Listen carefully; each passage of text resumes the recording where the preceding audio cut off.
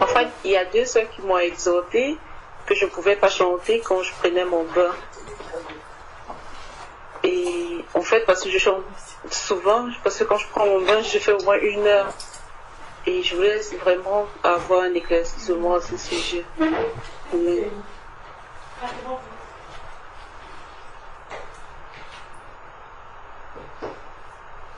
En fait, quand je dis chanter, louer le Seigneur.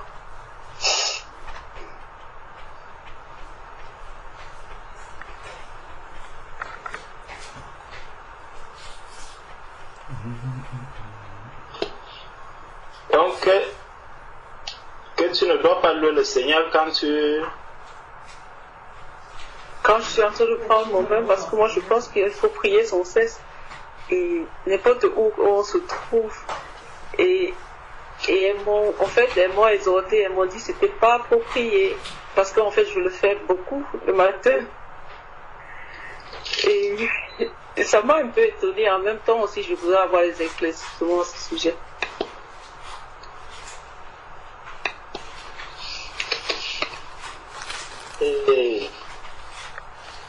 Attends, je ne comprends pas le rapport entre louer le Seigneur.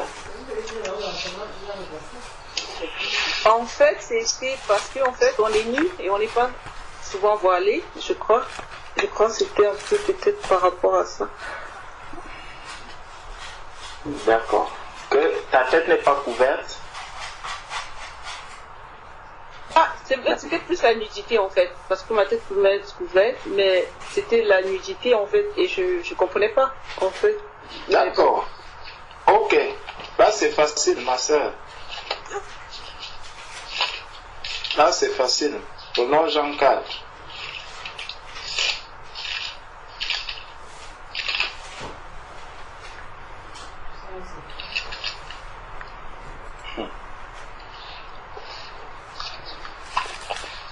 Jean 4, chapitre 24. Dieu est esprit, et il faut que ceux qui l'adorent en esprit et en vérité.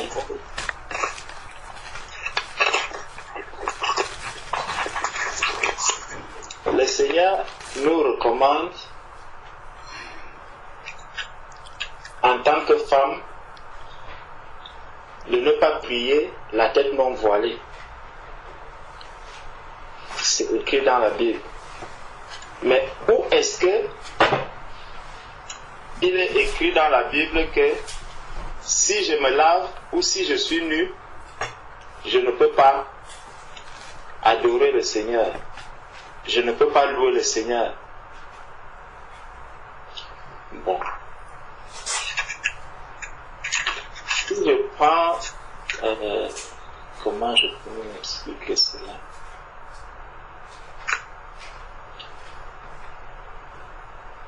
Il ne faudrait pas.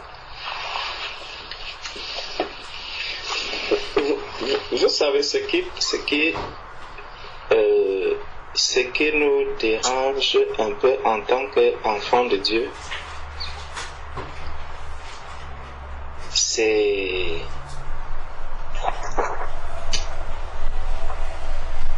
vraiment la foi.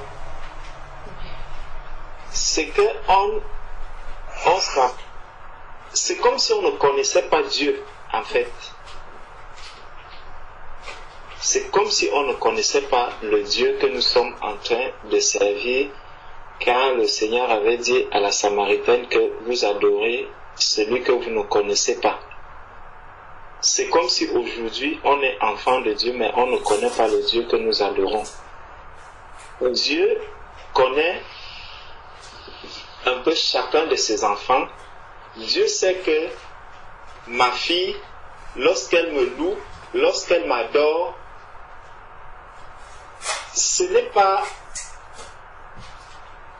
En tout cas, elle le fait parce qu'elle m'aime. C'est la manifestation de l'amour, c'est l'expression de l'amour. Elle exprime l'amour qu'elle a vis-à-vis de son père. Donc, est-ce que je dois aimer mon père uniquement lorsque je suis habillé? Donc si je suis en train de me changer, il faut que j'arrête même d'adorer il faut que j'arrête même. Si maintenant tu es à la douche et que tu as envie, par exemple, de parler en langue, ta tête est couverte, tu as mis un truc sur la tête, tu es en train de prendre ta douche et puis tu sens le désir de prier pour quelqu'un, de parler en langue ou de faire ceci. Donc ça aussi, tu ne vas pas le faire. Ou tu vas quitter d'abord la douche, tu quittes la douche, tu sors, tu t'habilles d'abord, tu pries, tu finis de prier, tu retournes à la douche, prendre. En tout cas, peut-être celles qui le font, elles savent sur quoi s'appuyer, mais quand moi je lis la parole de Dieu, je ne vois pas un endroit où le Seigneur recommande de ne pas le louer. Déjà même, quand on parle même des habits, des vêtements que l'on porte, le vêtement nous rappelle quoi? Le vêtement nous rappelle le péché.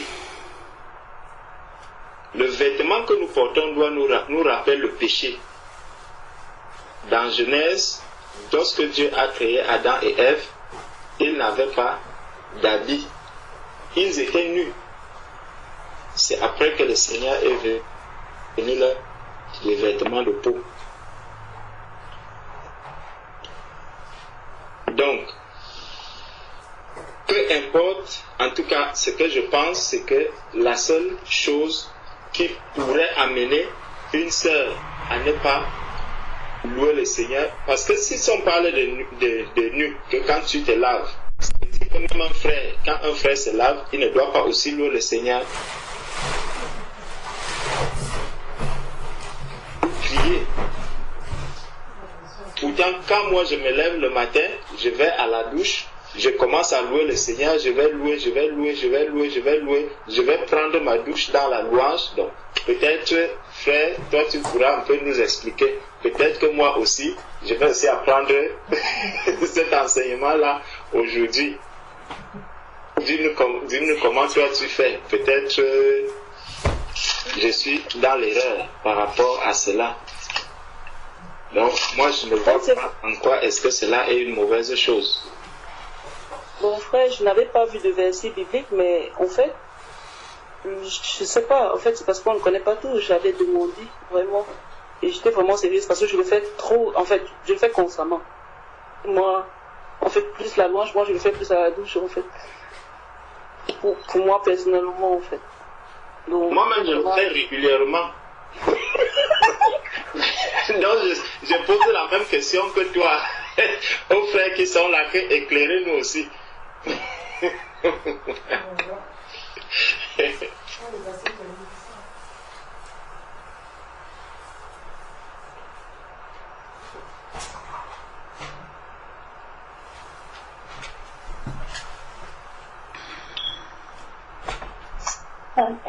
Bon.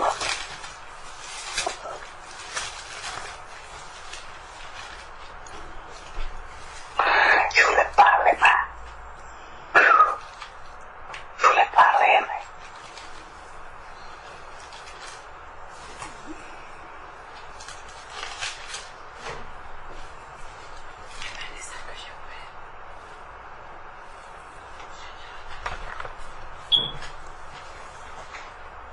Je peux parler? Allô? Allô? Allô? Oui, maman Amélia. Oui, je voulais compléter quelque chose sur ce que ma fille vient de parler. Mais pour les satanistes, moi j'ai rencontré mon mari en train de prier nu dans la chambre sur le lit et se promener toute la maison nue. Mais quand je lui ai dit, mais écoute, mais tu ne peux pas faire ça, qu'est-ce que tu fais? Oh, je suis en train de prier. Ni sans slip, sans rien, comme il est né. Et il me dit, oh, quand je suis né, est-ce que je suis né avec des habits? C'est la réponse qu'il m'avait donnée. Parce que moi je l'avais répondu, mais comment tu peux prier nu notre Dieu et tu te mets tout nu en train de prier nu? Donc, bon, lui, la personne que je parle, il avait signé le contrat avec les choses de ce monde, donc c'est un sataniste. Donc il priait nu. Donc, je ne sais pas quel Dieu il priait. Donc c'est ça aussi, il faut se poser la question.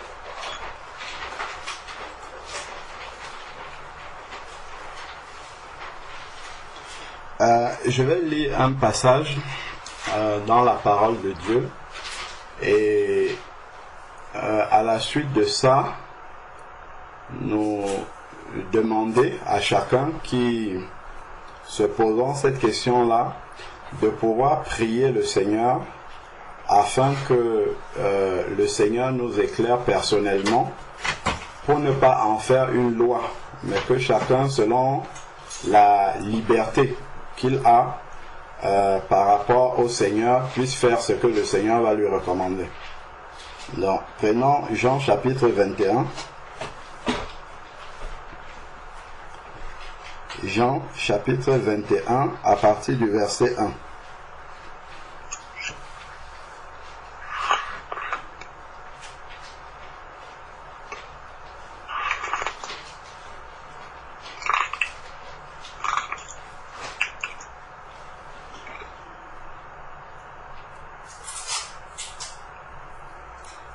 Donc, ça se passe après la résurrection. C'est important. Pourquoi? Parce que nous savons que nous sommes ressuscités avec Christ et que nous menons une vie de résurrection. Dans Jean chapitre 21 nous dit: après cela, Jésus se manifesta encore aux disciples sur les bords de la mer de Tibériade. Voici comment il se manifesta. Simon-Pierre, Thomas, appelé Didyme, Nathanaël de Cana, en Galilée, les fils de Zébédée et deux autres de ses disciples étaient ensemble. Simon-Pierre leur dit: je vais pêcher. Ils lui dirent: nous allons nous aussi avec toi. Ils sortirent et montèrent dans la barque. Cette nuit-là, ils ne prirent rien. Le matin venu, Jésus se trouva sur le rivage, mais les disciples ne savaient pas que c'était Jésus. Donc, Jésus était sur le rivage et les disciples ne savaient pas que c'était lui. Les disciples ne savaient pas que c'était Jésus. Donc, Jésus leur dit: enfants, n'avez-vous rien à manger? Ils leur répondirent: non. Il leur dit: jetez le filet du côté droit de la barque et vous trouverez. Ils le jetèrent donc, et ils n'étaient plus capables de retirer à cause de la grande quantité de poissons. Alors le disciple que Jésus aimait dit: Pierre, c'est le Seigneur. Dès que Pierre eut entendu que c'était le Seigneur, il mit son vêtement, car il était nu, et se jeta dans la mer. Les autres disciples vinrent avec la barque, entraînant le filet plein de poissons, car ils n'étaient éloignés de la terre que d'environ 200 coudées. Donc en fait ici, lorsque Pierre réalise que il est dans la présence du Seigneur, il voit sa nudité physique là et il va s'habiller.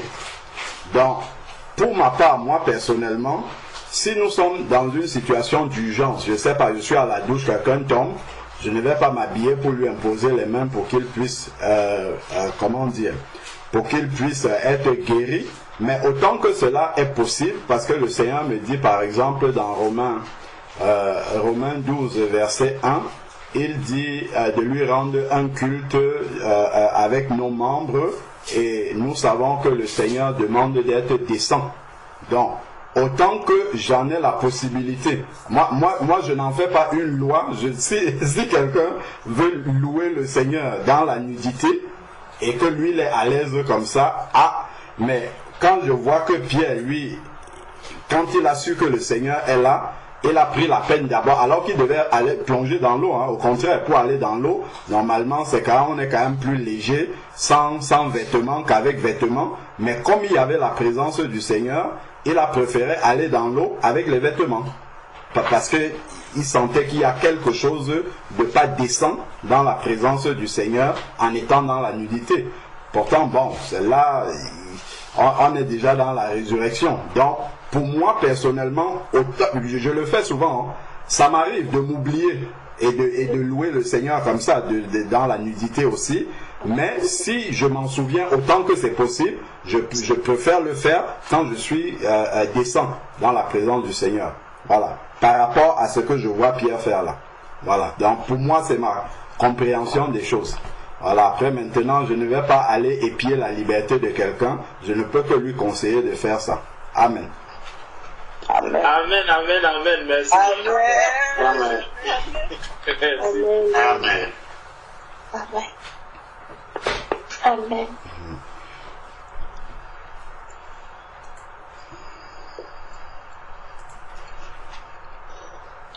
Est-ce que je peux donner un témoignage par rapport à ça? Amen. Amen. Oui, vas-y, ma soeur. Amen. En fait, quand j'ai commencé à travailler, j'étais allée chez une personne âgée qui boitait parce qu'elle avait très mal à la hanche. Et ce fait que ce jour-là, je n'avais pas mon foulard sur la tête. Et l'esprit me dit, il faut prier pour cette dame. Et je m'arrête et je me rends compte que je n'ai pas mon foulard et je dis, mais Seigneur, je n'ai pas mon foulard. Je ne peux pas prier. Donc, du coup, je dis dans mon cœur, quand j'aurai mon foulard, Seigneur, je vais prier. Et je suis rentrée, mais je sentais qu'il y avait quelque chose qui n'était pas normal. Donc, je demandais pardon au Seigneur. Et par rapport à ça, j'ai eu un enseignement parce que le Seigneur me dit, mais quand tu te douches, tu n'as pas ton foulard. Et quand tu me pries, tu n'as pas ton foulard. Et supposons que quand tu es en train de te doucher et que tu n'as pas ton foulard et que tu tombes et que tu fais un malaise, tu vas me prier sans ton foulard. J'ai dit oui, Seigneur. Et j'ai dit vraiment, Seigneur, pardon. Demain, quand je verrai cette femme, je prierai pour elle. Même si j'ai mon foulard ou si je n'ai pas mon foulard. Et j'ai compris que nous devons, en tant que femmes, prier en ayant le foulard. Mais il y a des circonstances dans lesquelles ça peut arriver qu'on ne peut pas avoir de foulard en ce moment-là. Le Seigneur veut que nous dépassons par-dessus ces choses-là et lui faire des prières de foi. Et j'ai compris que, en fait, mon foulard, quand je suis dans l'intimité, je peux le faire quand j'ai la possibilité, je dois le faire. Mais je veux dire, quand je suis sous la douche et que je me fais un shampoing, je ne vais pas faire le shampoing avec le foulard. Donc, en ce moment-là, il peut m'arriver tout ce qui peut m'arriver.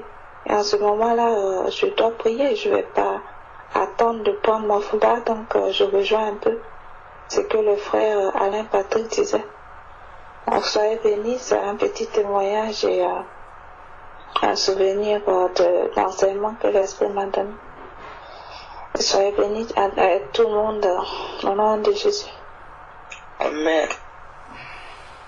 Amen. Amen.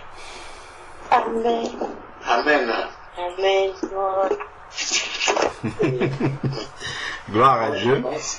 S'il faut rajouter quelque chose par rapport à ce que nous venons de débattre sur la nudité, moi, je ne sais pas, selon moi, je pense que, comme maman Amélia vient de dire, son mari, elle faisait des rides tout nus dans la chambre. Je pense que la nudité, ceux qui le pratiquent beaucoup plus aujourd'hui, ce sont les satanistes. Ils sont en train d'appliquer ces rites. Donc je pense que pour nous, les enfants de Dieu, parce que l'apôtre Paul nous dit même que le monde, la nature plutôt, ne vous enseigne-t-elle pas? Donc si l'apôtre Paul nous renvoie à la nature, c'est pour comprendre aussi quelque chose. Je peux donner un exemple. Si tu peux te permettre d'aller se présenter devant Macron, le président de la France, tout nu, si tu le trouves ça bon, alors tu peux le faire aussi devant Dieu. Si tu peux te présenter devant un président de la République, tout nu, le faire une demande, tu trouves ça et c'est bon, tu peux aussi le faire. Mais moi je pense que, comme le frère Patrick Alain vient de dire, regardez Pierre, quand il a remarqué la présence du Seigneur, il a compris que je ne peux pas être ni devant sa conscience lui-même. Il s'est plongé, j'étais dans l'eau, je pensais, n'est-ce pas, frère Patrick? Il s'est jeté, en d'autres termes, il s'est caché. Moi, je pense que pour louer le Seigneur dans la douche, dans le salle, quand tu es seul, bon, comme vous venez de dire que le Saint-Esprit nous aide. Parce que l'apôtre Paul nous dit ceci dans Actes des Apôtres. Tout ce qui n'est pas acte de conviction est péché. C'est ça le grand problème. Donc si tu es convaincu à toi-même que je suis en train de louer le Seigneur moi-même dans ma douche, tu es convaincu que ce que je fais est bien, ce n'est pas un péché pour toi. Mais si tu n'es pas convaincu, ne fais pas. Si tu n'es pas convaincu, tu ne fais ce que tu as déjà commis un péché, à la lumière de la parole. Je pense que peut-être c'est ce que je pouvais apporter comme je vois les choses. Amen. Amen. Amen. Amen. Amen. Amen. Amen. Gloire à Dieu. Merci, frère Thierry. Amen. Amen. Amen. Amen. Est-ce que je peux rajouter quelque chose, moi aussi, la sœur Nadia? Vas-y, ma soeur, vas-y. Amen. Amen. Moi aussi, quand je me lave ou que je me fais mon shampoing, dans mon cœur, je me dis, ah Seigneur, vu qu'à ce moment-là, je suis quand même accessible à l'ennemi, parce que ben voilà, il sait que je vais pas louer, je vais pas forcément pouvoir prier ou quoi que ce soit, parce que je suis tête nue. Moi, j'ai l'habitude, en tout cas, avant de me laver, avant d'être dans une position en fait de faiblesse, de remettre toute chose entre les mains du Seigneur. Donc, si jamais, comme disait je crois que c'est la sœur Déborah qui disait que si jamais elle avait un malaise, elle allait être obligée de prier, ce genre de choses. Bon, ben moi, j'aurais plutôt tendance à prier avant d'aller me laver, pour que déjà j'ai pas de malaise, pour que ce moment soit sous le contrôle du Seigneur. Et puis pareil, quand le Seigneur il lui dit de prier, il nous dit de prier alors qu'on n'a pas le voile, je me demande est-ce que c'est pas peut-être possible plutôt de prier dans son cœur et pas d'aller prier en face à face avec une personne et puis de lui imposer les mains, tout ça, je sais pas. Il demande de prier dans son cœur pour la personne alors qu'elle n'est pas voilée. Peut-être que il demandait de prier, mais dans son cœur, qu'elle soulève une prière dans son cœur, plutôt qu'en face à face. Voilà, moi c'était mon point de vue.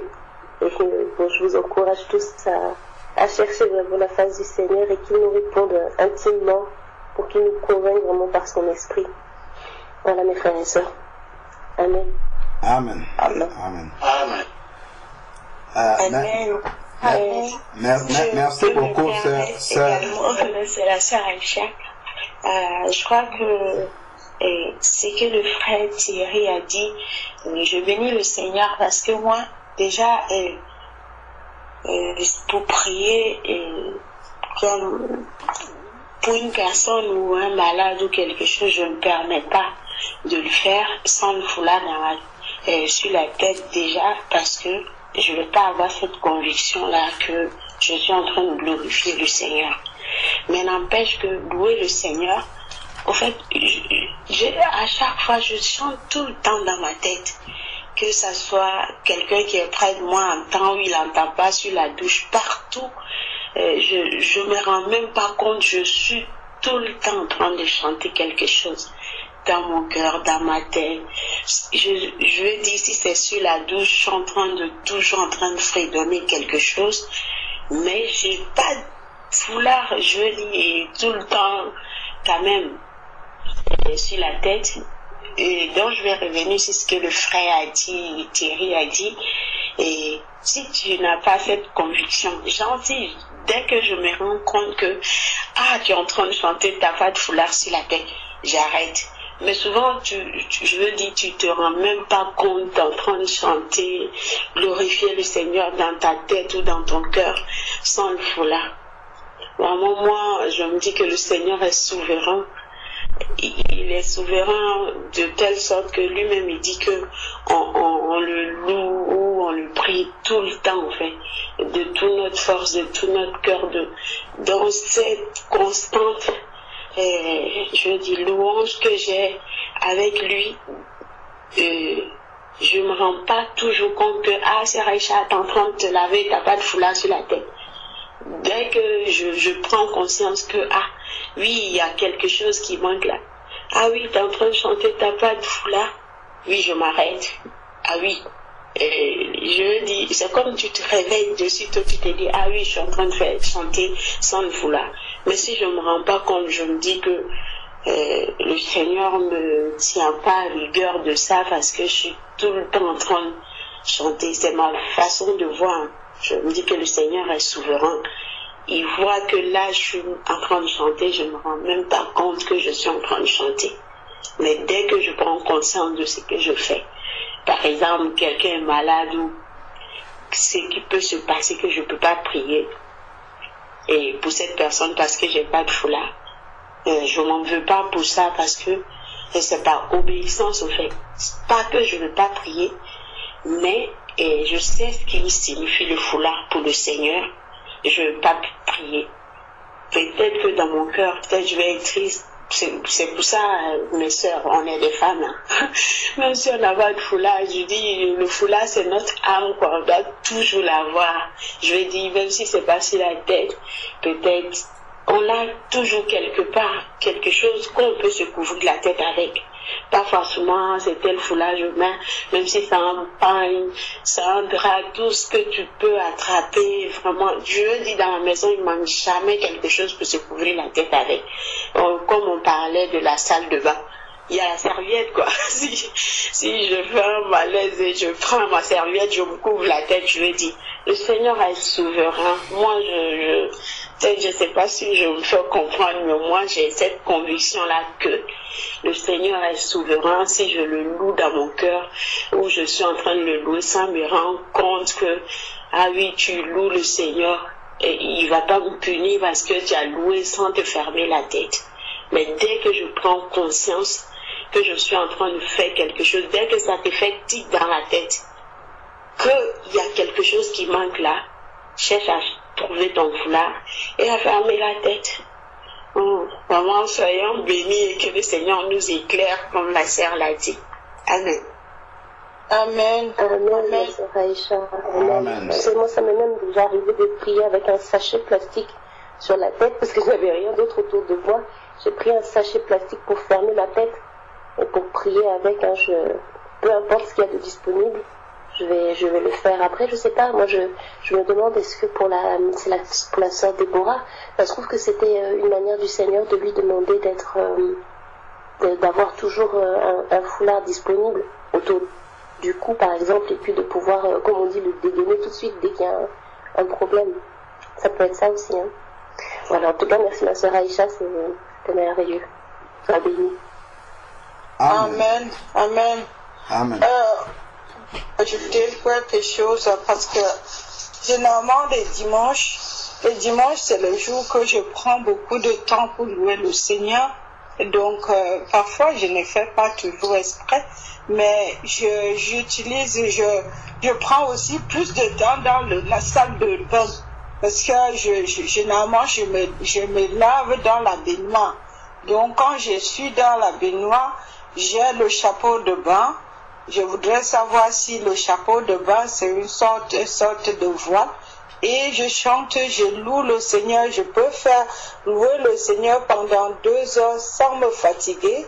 Et du coup, je me dis que c'est en ce moment-là que je prends plus de la joie à chanter, à louer le Seigneur, parce que le dimanche, pour moi, c'est un jour vraiment entièrement consacré à Christ, parce que oui, les autres jours de la semaine, on est partagé entre le boulot, entre beaucoup de choses, mais le dimanche, comme c'est un jour où on ne travaille pas, comme c'est un jour entièrement consacré au Seigneur, si on n'est pas en train de suivre un culte, de rendre un culte à Dieu, on est là pour le louer et le chanter. En fait, c'est ce que je vais célébrer son nom. Donc, je vais souvent à la douche et je m'assois là, je prends tout mon temps. Et je le loue. Et parfois, je suis même inspirée sous la douche. Donc, parfois, et je suis en maillot de bain parce que je veux pas que mes cheveux se mouillent. Je ne sais pas si je le fais uniquement parce que je ne voulais pas que mes cheveux se mouillent, ou bien je le fais justement instinctivement, donc je ne sais pas. J'ai toujours fait ça et je ne sais pas si j'étais en train ou bien c'était un péché de mettre le chapeau de bain et de louer le Seigneur comme je le fais souvent. Parce que sans vous mentir, j'ai toujours fait ça. Et depuis toujours, même quand j'étais du monde, le dimanche, j'ai toujours chanté sous la douche. Toujours. Et je n'ai jamais arrêté. Donc, je ne sais pas. Si je me trompe, si je suis en train de faire un péché, que le Seigneur me pardonne, parce que moi, j'ai toujours fait ça. Donc, voilà, vraiment. Soyez bénis. Amen. Amen. Je crois qu'il est important d'abord de revenir sur un principe fondamental. C'est que nous sommes les enfants de Dieu. Et donc, en tant qu'enfants, pour ceux parmi nous qui ont des enfants, je ne crois pas que en tant que parents qui aimons nos enfants, bien que nous les aimons de manière imparfaite, donc puisque le Seigneur il dit dans Luc, si méchants comme vous êtes, vous savez donner de bonnes choses à vos enfants. Bon, même si on a reçu Christ dans le cœur, on n'est pas encore parfait dans l'amour. Et si déjà, lorsque nous avons nos enfants, nous ne sommes pas tout le temps en train de regarder tout ce que nos enfants sont en train de faire avec, un bâton à la main, cherchant la moindre faute que l'enfant va faire pour taper dessus directement, sachant que Dieu ne le fait pas aussi. C'est-à-dire que Dieu n'est pas derrière toutes ces ventes pour voir, dès que tu vas prier sans le foulard, tout de suite il va te chicoter. Ça là, ce n'est pas, ça c'est mal connaître Dieu. Donc, ça déjà c'est un principe, c'est déjà de savoir que, voilà, il y a un enseignement que le Seigneur donne par rapport à la tenue qu'il faut avoir pour la femme, pour prier, il faut se couvrir la tête. Est-ce que tu as reçu l'enseignement? Oui, je l'ai reçu. Est-ce que tu es dans ton cœur, tu désires y obéir? Oui, je désire, j'obéis autant que je peux. Ça, c'est déjà le premier principe. À partir de ce moment-là, je ne suis pas dans une désobéissance volontaire. Donc, je n'ai pas rejeté la parole de Dieu pour faire autre chose. Ça, déjà, le Seigneur, on peut déjà comprendre que le Seigneur n'est pas derrière nous avec la chicotte. Bon. Ça, c'est déjà la première chose. Donc, on laisse ça déjà de côté, que Dieu va me punir, c'est un péché, ainsi de suite. Maintenant, ce qui compte le plus, c'est que je suis un enfant de Dieu et j'aime mon Seigneur. Je l'aime et c'est par amour pour lui, je veux que le Seigneur soit réjoui de moi dans tout ce qu'il me voit faire. Dans la manière dont il me voit, me chercher à lui, à réjouir son cœur, que vraiment le Seigneur prenne plaisir à ça. C'est ça qui doit me pousser en fait à rechercher toujours la volonté de Dieu. Et non que, bon, est-ce que le Seigneur va me punir, est-ce qu'il va... Non, c'est vraiment, est-ce que ça réjouit le cœur du Seigneur. Donc, maintenant, 1 Corinthiens chapitre 11 dit au verset 5. Toute femme, au contraire, qui prie ou qui prophétise, la tête non voilée, pour les frères aussi, hein. Moi aussi, ça m'arrive quand je suis sur la couette. Moi, j'aime dormir en mettant la couette au-dessus de ma tête.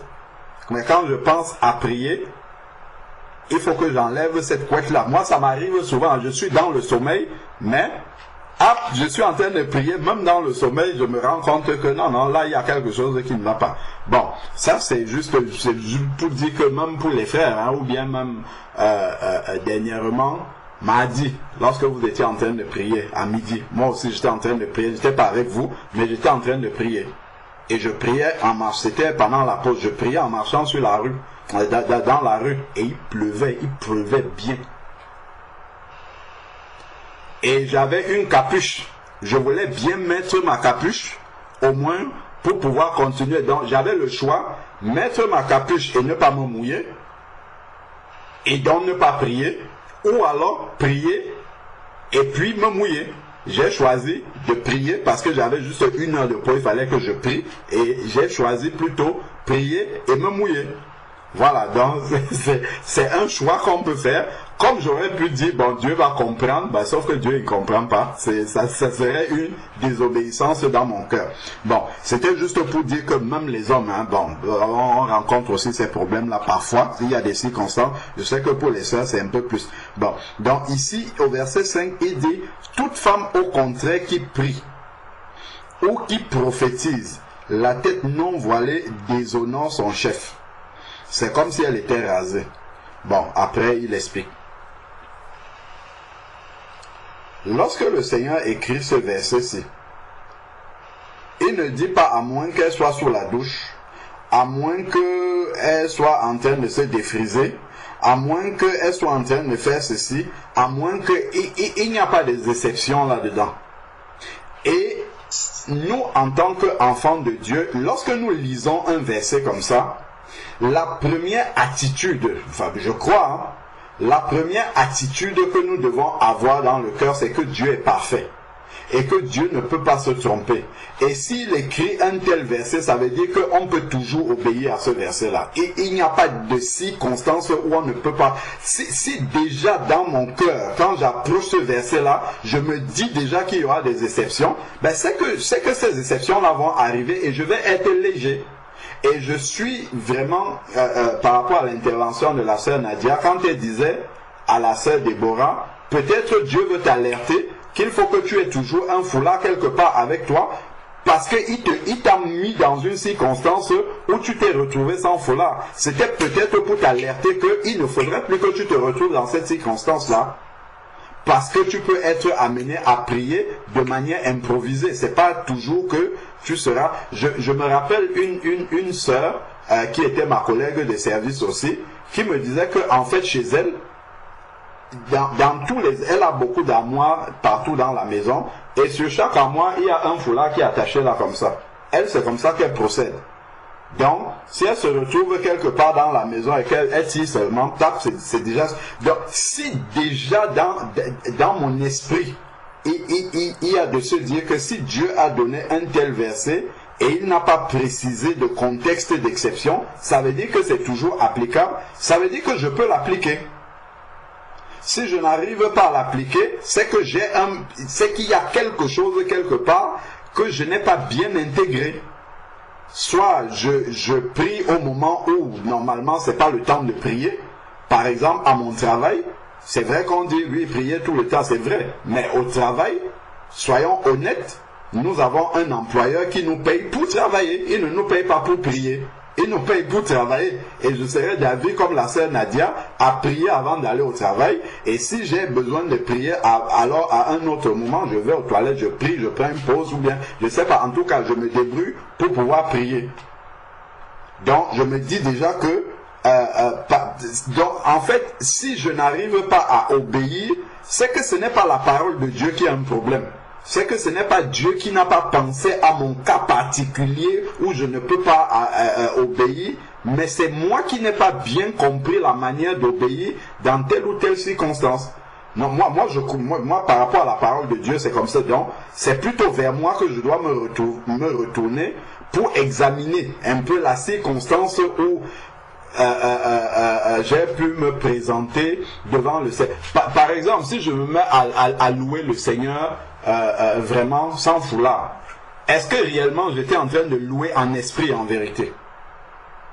Ou bien c'était juste que j'aime fredonner et que la mélodie la mélodie excite bien mes sens. Moi je sais que quand je suis sur la douche, quand ils me viennent de chanter, c'est plus la mélodie que j'aime. C'est ça, c'est pas vraiment une adoration spirituelle. Je sais que quand je veux monter dans une adoration spirituelle, peu importe ce que je suis en train de faire, là mon esprit est réveillé. Et là il n'y a pas quelque chose que je vais faire de travers. Parce que mon esprit est réveillé et je suis spirituellement conscient de ce que je suis en train de faire. C'est pas quelque chose d'inconscient. Donc, pour une sœur également, je crois vraiment que si on s'approche de ces versets-là, en se disant que si Dieu a mis ça comme ça dans sa parole, et que il n'a pas mis d'exception, c'est que normalement je peux pouvoir obéir tout le temps. Juste déjà d'avoir ça conscient. Si j'ai déjà ça dans mon esprit, je suis sûr que ça va arriver pratiquement. Dans la pratique, j'arriverai à le mettre. Mais si déjà dans mon esprit, j'ai déjà intégré qu'il y aura des exceptions, et là, je vais commencer à dire, ah, si tu es sur, je ne sais pas moi, sur un lit d'hôpital, si tu es en salle d'opération, je vais commencer, moi-même, le diable va commencer à me mettre plein d'exemples d'exceptions où je crois que je ne peux pas me couvrir la tête. Et là, je vais me dire, oui, effectivement, il y a des moments où je ne peux pas me couvrir la tête. Et je vais accepter ça. Et puis, quand ça va arriver, je vais dire, ah, ben c'est comme ça. Dieu... En fait, ce que je ne dis pas, en réalité, c'est que Dieu n'a pas prévu ce cas-là. Dieu n'a pas pensé que, dans ce cas-ci, je ne peux pas obéir. C'est ça que je confesse. Quand je me présente devant le Seigneur sans couvrir la tête, c'est ce que je confesse devant ce verset-ci. Ce que je suis en train de confesser au Seigneur, c'est que, Seigneur, ce cas-ci dans lequel je me trouve, tu ne l'as pas prévu dans ta parole. Au lieu de moi me remettre en question et de me dire, ah, qu'est-ce que j'aurais pu faire comment est-ce que j'aurais pu me préparer pour ne pas me retrouver dans cette circonstance-là? Ça, c'est la vraie question que je dois me poser. Si je rejette, pas que Dieu va me punir parce que je l'ai fait, non. Mais si je veux vraiment réjouir le cœur de mon maître, c'est vraiment de me poser la question, comment est-ce que j'aurais pu m'organiser pour ne pas me retrouver dans ces circonstances? Comment est-ce que Dieu, comment est-ce que le Seigneur aurait pu, si j'avais bien écouté le Saint-Esprit, comment est-ce que j'aurais pu m'organiser afin de pouvoir être dans l'obéissance au Seigneur, même dans cette circonstance qui arrive de manière improvisée. Moi je dis par rapport, là on parle pas de prier sous la douche, là on parle des versets clairs, comme celui-ci où c'est écrit que toute femme qui prophétise couvre la tête. Là c'est un commandement, c'est un verset qui est clair auquel on doit obéir. Là ce n'est pas une conviction de l'esprit, là c'est un commandement auquel il faut obéir. Donc, je crois que si déjà on aborde le verset de cette manière-là, en disant s'il a mis ça là, ça veut dire qu'on peut obéir. Le Seigneur déjà va nous aider et puis nous éclairer sur ce qu'on peut faire mieux pour pouvoir obéir. Moi, c'est comme ça que je comprends. Après... Amen. Amen. Frère, s'il te plaît, j'avais une question par rapport à ce que tu as dit, si je peux me permettre. On n'entend pas bien ça, Francine. Oui, je disais donc que j'avais une question par rapport à ce que le frère vient d'élaborer. Gloire au Seigneur. Avant la question, parce que la question peut nous amener dans une autre direction, est-ce qu'il y a quelqu'un qui veut rajouter d'abord quelque chose sur ce qu'on vient de dire là, avant de passer à la question? Parce que la question peut nous amener sur un autre terrain. C'est juste pour qu'on ne perde pas le fil de ce qu'on est en train de partager. Même si la question est toujours sur le sujet, hein.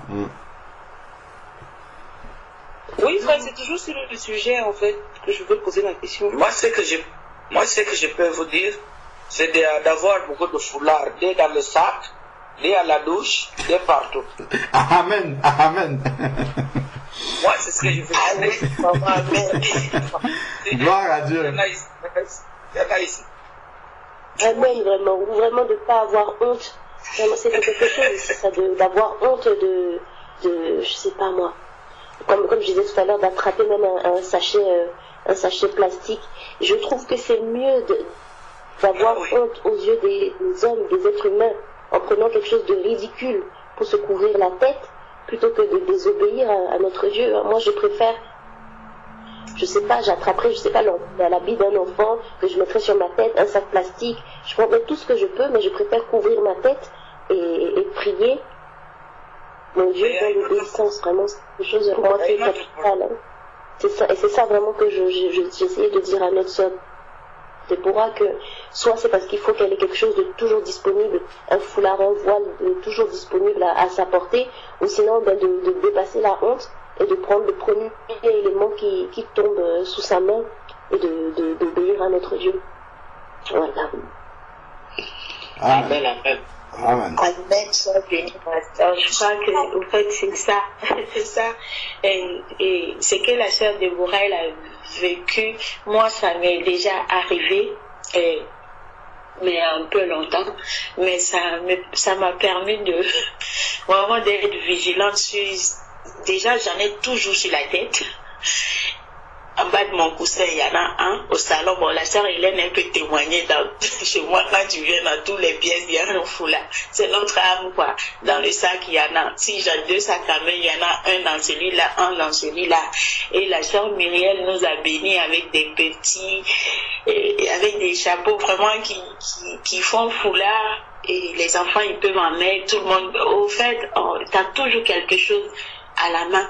Je dis que peut-être que le souci qu'on a tous les sœurs, c'est peut-être c'est à la douche on a des, vraiment le Seigneur fait grâce, les petits foulards tu peux mettre pour aller à la douche, parce que comme je le disais, moi je me suis rendu compte que je chante tout le temps, donc je peux pas découvrir la tête. Au fait, ça arrive que mon époux me dit, mais attends, tu passes la journée avec là, tu dors avec là, c'est à quel moment ta tête respire.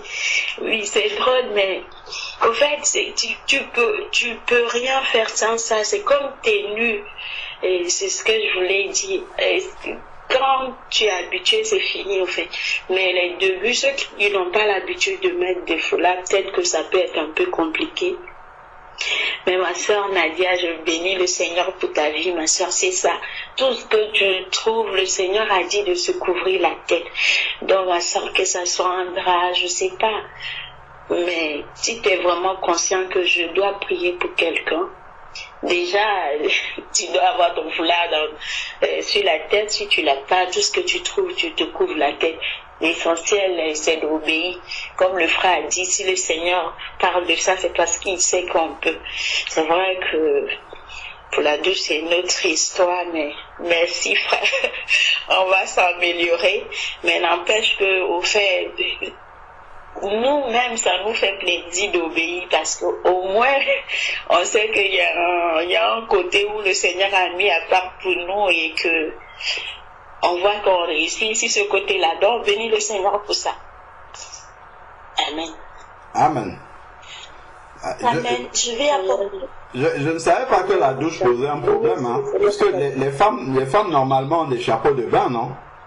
Je pensais que c'était... Moi, j'ai souvent vu, même quand j'étais petit, je voyais ma mère quand elle entrait dans la salle de bain avec un chapeau déjà. Et oui, on a des chapeaux. Peut-être qu'on se disait, dans la tête, on se disait que c'était pas un foulard. Non. Le Seigneur pour la sœur Tania. Oui, moi, je pense à couvrir la tête avec tout, mais là, quand elle parle au sac plastique, waouh, ma sœur, merci. Tu vois, ça veut dire que même le chapeau qu'on peut négliger et tout compte au fait, c'est l'obéissance, comme le frère a dit. Vraiment, oui. Merci. J'en ai encore appris d'autres. Je bénis le Seigneur. Amen. On peut appuyer ça avec le verset 10 de 1 Corinthiens 11. Hein. Il le dit, 1 Corinthiens 11, 10.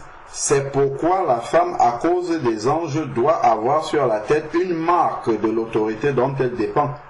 Donc c'est vraiment une marque de l'autorité. Et ce que, enfin, on va pas revenir sur l'enseignement du voile, mais ce que le Seigneur nous enseigne par la couverture, enfin, le fait de couvrir les cheveux, c'est pas le foulard en fait qu'il faut bien comprendre, c'est que la chevelure a été donnée comme une gloire pour la femme, et il faut que dans la présence de Dieu, qu'on ne voit pas cette gloire humaine-là, afin qu'on voit juste la gloire de Dieu. Donc tout ce qui peut aider à couvrir la gloire humaine que Dieu a donnée à une femme, qui est sa chevelure, on l'utilise. Et dès que c'est fait, le problème il est réglé. La gloire de la femme n'est plus visible. Et seule la gloire de Dieu est visible lorsqu'elle est en train de le prier. C'est ça le principe en fait. D'après maintenant, lui, le foulard, ça fait beau, le chapeau, ça fait beau, ainsi de suite. Mais c'est que la chevelure longue là qui lui a été donnée comme gloire, qu'elle puisse être couverte. Que ça soit le chapeau de bain, que ça soit autre chose, mais il faut juste que cette chevelure soit couverte. C'est ça l'enseignement derrière. Amen. Amen. Amen. Amen. Je vais pouvoir parler. Donc, je vais amener mon témoignage par rapport au foulard. Effectivement, je fais comme la plupart des sœurs avant d'aller, déjà avant toute activité, voilà, je mets l'activité entre les mains de Dieu, particulièrement aussi quand je vais me coiffer ou me laver les cheveux. Je lui dis voilà, je vais commencer ce soin, je le remets entre tes mains et je prie avant. Et souvent il arrive du coup, parce que c'est le moment, c'est souvent le seul moment où je peux laisser mes cheveux respirer, parce que même quand je dors, j'ai un foulard sur la tête. Et généralement, il m'est arrivé, du moins, je me suis posé des questions comme la sœur, du coup, Déborah, s'il m'arrivait quelque chose sous la douche, est-ce que et que j'avais pas possibilité d'aller chercher le foulard, voilà, une rupture ou quoi que ce soit, comment je ferais, est-ce que l'Éternel ne m'écouterait pas si je prie à ce moment-là. Et puis j'ai eu dans le contexte du travail, quand j'ai repris le travail en décembre de l'année dernière, du coup je m'étais reconvertie à Dieu, et donc du coup je mettais le foulard sur ma tête tout le temps. Je travaille dans un secteur où je suis amenée à voir des gens je conseille des personnes, et je faisais, avant de voir chaque personne, j'avais besoin de prier, même si c'était juste une petite prière acquise dans mon cœur, mais voilà, ça me tenait à cœur, effectivement, avec la Bible qui dit il faut prier sans cesse. Et j'ai connu des difficultés à mon travail suite à cela, mes collègues, du coup, je pense, je ne me comportais plus vraiment comme la personne qu'ils avaient connue, et cela a créé, avec plein d'autres choses, je pense, rajouter, du moins, avec l'œuvre de l'ennemi, j'ai envie de dire, parce que c'est pas contre eux, je ne leur en veux pas du tout, et du coup, j'ai eu beaucoup de difficultés à mon travail, essentiellement parce que pas essentiellement, mais parce que je mettais le foulard et que dans la charte de la laïcité et de la neutralité, il était interdit d'avoir un signe ostensible, voilà, qui montrait qu'on relevait d'une croyance spirituelle ou autre. Et donc aujourd'hui c'était le jour où on devait l'administration devait se prononcer pour j'avais appelé le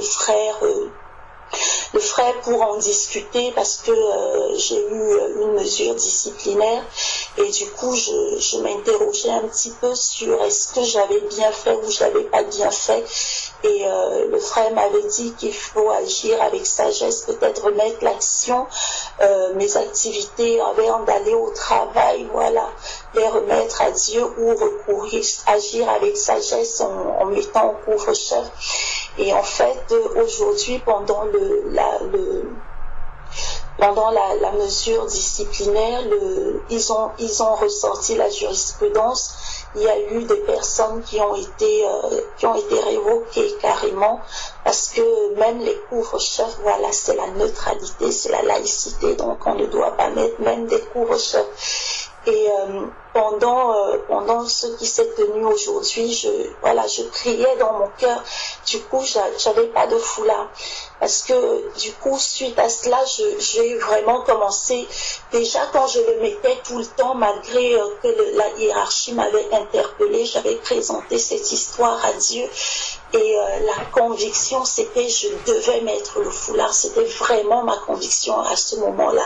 Parce qu'à un moment, j'avais arrêté pendant une semaine de le mettre. Et je me sentais abandonnée, j'avais plus aucune communion avec l'Éternel et du coup j'étais obligée de partir du CMS et de me couper de mon équipe pour aller prier. Et donc voilà, je devais le mettre tout le temps. Et donc suite aux sanctions disciplinaires, je suis revenue devant l'Éternel, j'ai recommencé à le prier par rapport à cela et j'ai été amenée dans divers épîtres de Paul où il disait de ne pas être une pierre d'achoppement pour les autres parce que ça choquait les autres que je mette un foulard pour prier, de ne pas être une pierre d'achoppement pour les autres parce que du moins c'est comme ça que je l'ai pris, le plus important c'est de gagner des âmes à Christ. Si il fallait gagner des âmes à Christ et où Paul disait avec les païens j'ai été comme un païen, avec les Grecs j'ai été grec, avec les Juifs j'ai été juif pour en gagner un maximum pour Dieu. Et en fait, en sautant les gens, en mettant mon foulard sans arrêt pour prier, j'avais quelque part fermé la porte parce que du coup, je ne pouvais plus être un exemple pour eux. Je ne pouvais plus leur amener ce que j'avais à leur amener. C'était un peu comme si je leur avais fermé la porte à ce que je pouvais leur amener par mon comportement. Ce qui était le plus important aussi, c'était d'amener les âmes à Dieu. Et aujourd'hui, voilà, pendant que l'administration était réunie, je priais dans mon cœur. Et c'est ce que j'ai pris l'habitude maintenant de faire quand je sors, parce que je sais que ça choque les gens.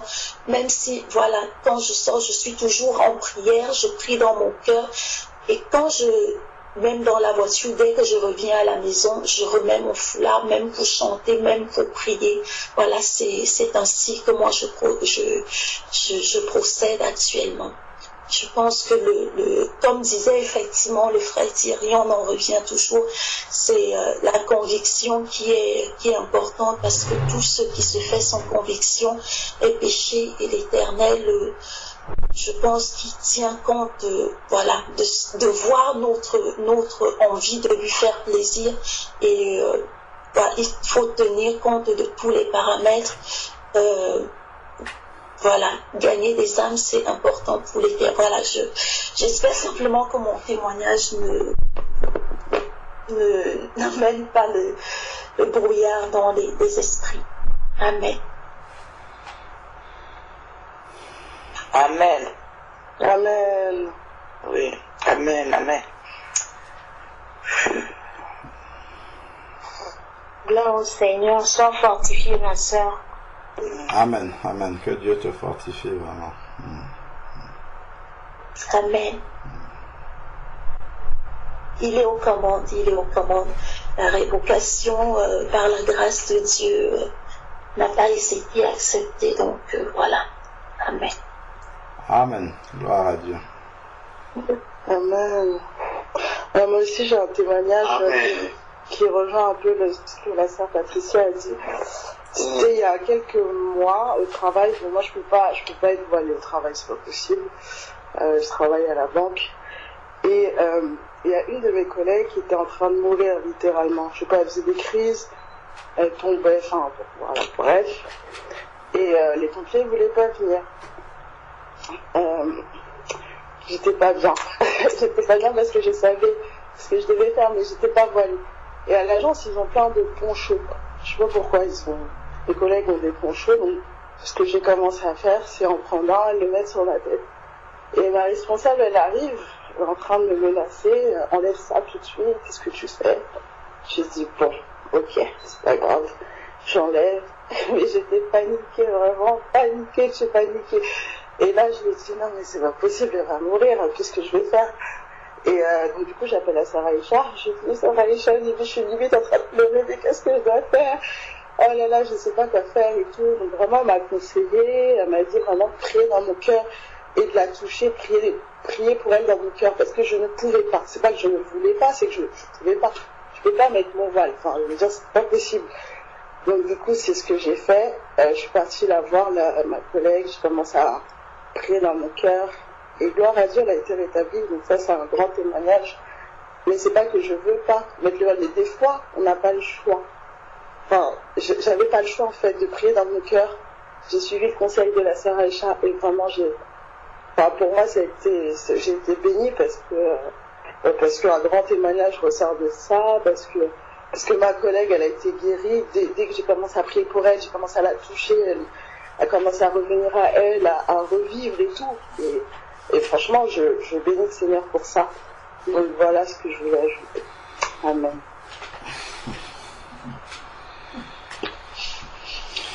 Amen. J'ai un problème.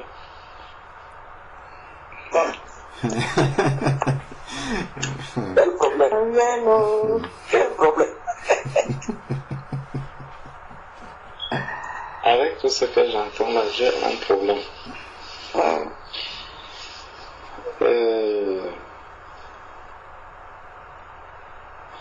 Vous savez, le diable est tellement rusé. Et le Seigneur nous a prévenus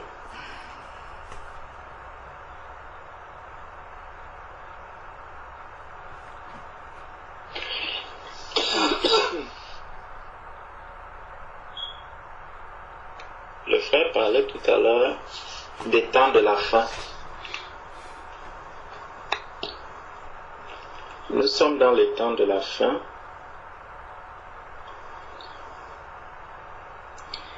Et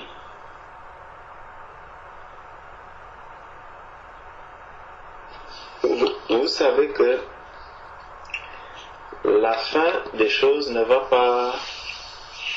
Il n'y aura pas une sonnerie où on va sonner une trompette en disant que bon voilà, on est déjà à jour J -2 du retour de Jésus. On est déjà à jour J-1 du retour de Jésus.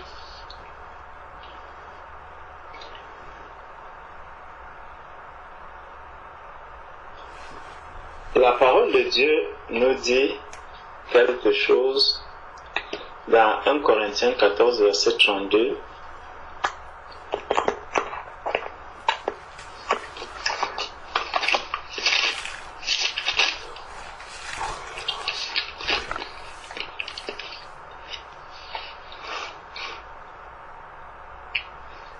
Et dit, les esprits des prophètes sont soumis aux prophètes, car Dieu n'est pas un Dieu de désordre, mais de paix. Les l'esprit du prophète est soumis au prophète. Moi, de ma compréhension de la parole de Dieu,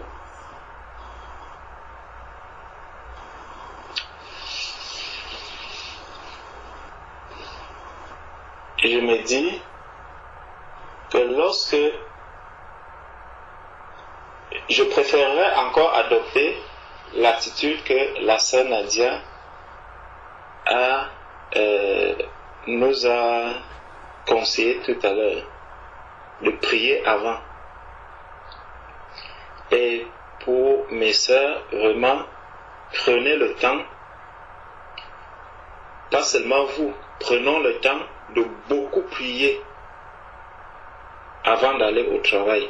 Remettons vraiment notre journée entre les mains du Seigneur, de sorte que je puisse être lucide face à toute situation qui va arriver. Je vois un collègue qui est là. Si je suis une femme, bon, ce n'est pas le cas d'un frère. Un collègue qui est là, qui tombe. J'ai prié à la maison parce que quand Dieu voit que je veux obéir à sa parole,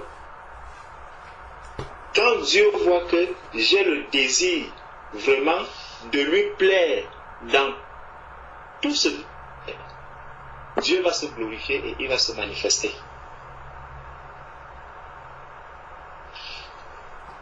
Parce que le diable sait que Dieu n'autorise pas une femme. Il n'a pas dit que toute femme qui prie ou qui prophétise dans les conditions favorables déshonore son chef. Non, c'est pas ce qu'il a dit. Il a dit toute femme qui prie ou qui prophétise la tête non voilée déshonore son chef.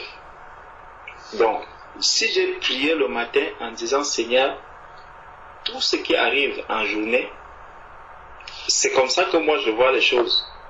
Tout ce qui arrive en journée, Seigneur, je remets cela entre tes mains. Et je ne veux pas te désobéir. J'ai été recruté dans un endroit où je travaille pour des hommes. Donc c'est toi qui me dis que je dois travailler. Donc je vais travailler en ce moment. Et tout ce qui arrive, Père, cela est entre tes mains. Je suis une femme. Mon collègue tombe comme ceci. Si je peux prendre le téléphone, appeler le SAMU, j'appelle. Je ne prierai pas pour ce malade, je le laisse. Qui nous a dit que nous sommes obligés de prier pour quelqu'un qui est tombé? Je vais rester, regarder comme tous les autres. Si je peux sortir, par exemple, aller dans un coin, me cacher, peut-être dans une salle de bain, me mettre là et mettre mon foulard, prier, c'est l'attitude que moi j'adopterai. Moi, je ne vais pas prier pour cette personne-là. Et Dieu, quand Dieu voit que je suis là, je suis bloqué par rapport à quoi? Parce que je ne veux pas désobéir à la parole de Dieu. Il est écrit noir sur blanc que si je prie sans couvrir la tête, je déshonore mon chef, je déshonore Dieu. Donc, pour ne pas désobéir à Dieu, je reste là et je regarde. Quand je prie dans mon cœur par rapport à une situation, est-ce que ma prière, la prière d'un saint, elle vient d'où? De la bouche ou du cœur? Quand on est là, rassemblé là, nous sommes en train de prier. Quand je prie, ma prière vient d'où? De la bouche, de ma tête ou de mon cœur? Si ma prière vient de la tête, elle n'a aucun effet devant Dieu.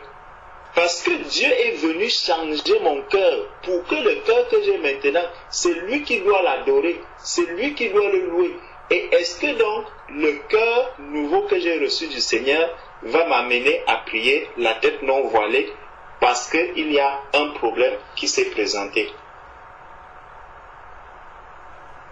Ça veut dire que soit je ne fais pas confiance à Dieu par rapport à la prière que j'ai faite en partant de la maison.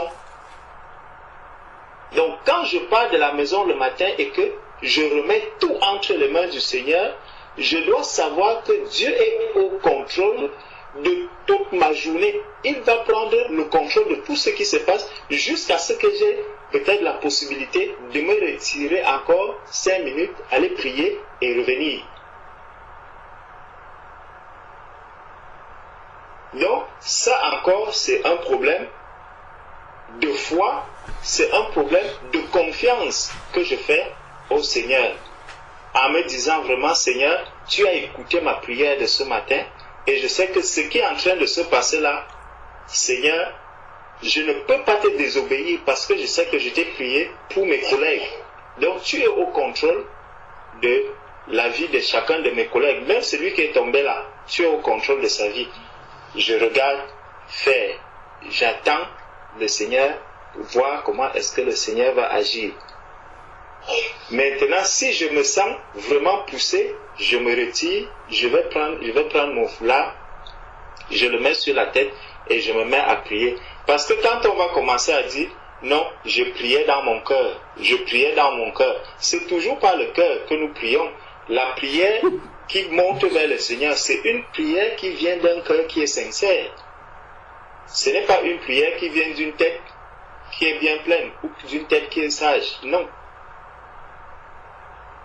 Donc, il ne faut pas que le malin nous trompe par rapport à cela. Parce que ça a commencé, la sœur Déborah a dit, je vois toutes les sœurs qui sont déjà en train de vouloir suivre. Non, mes sœurs, refusez cela.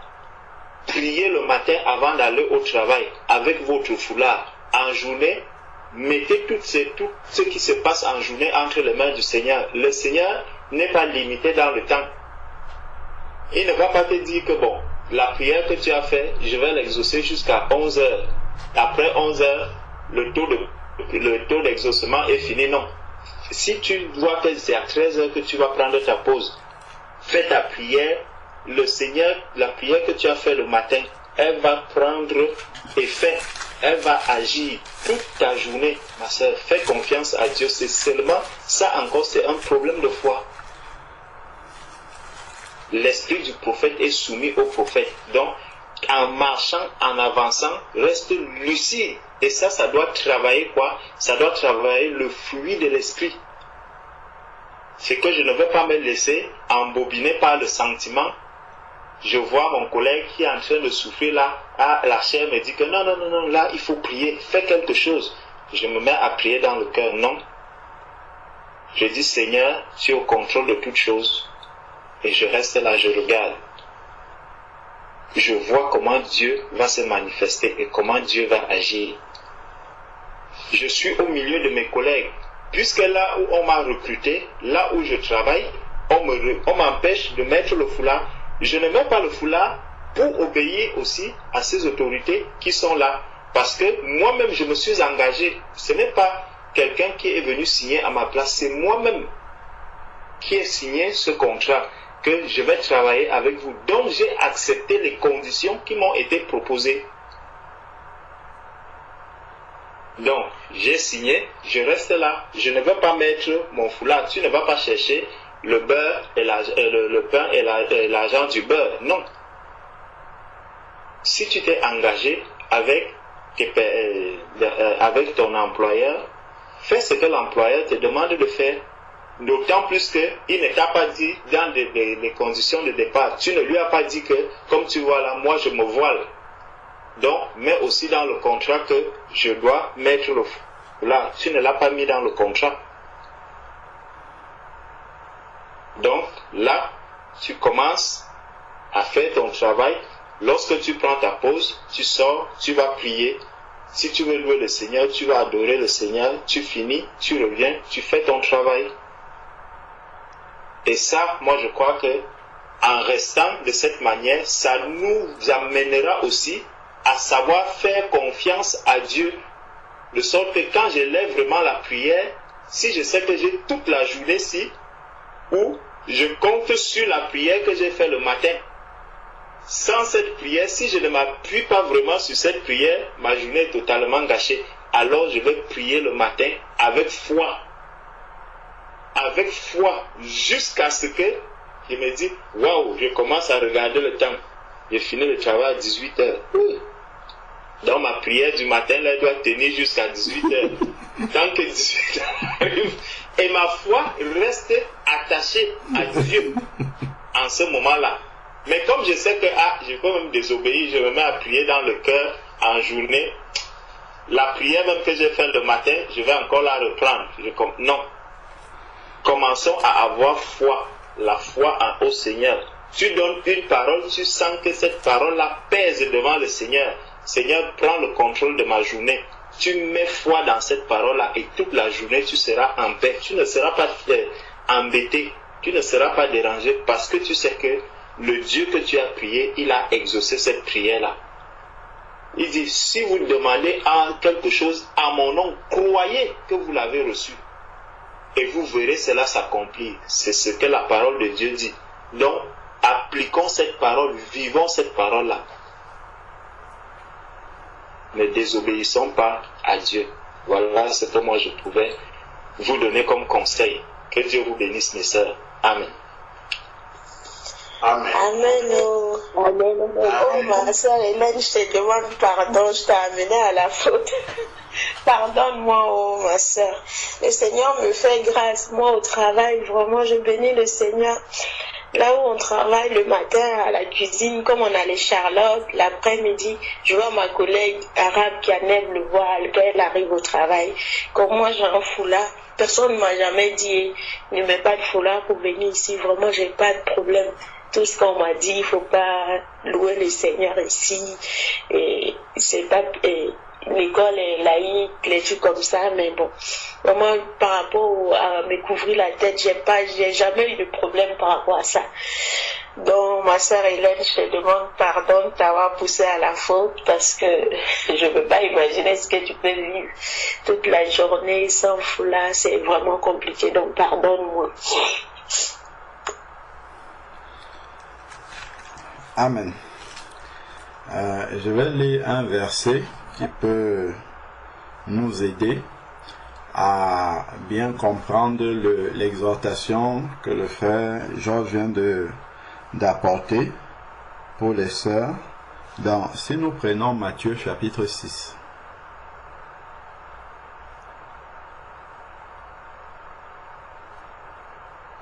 Matthieu chapitre 6.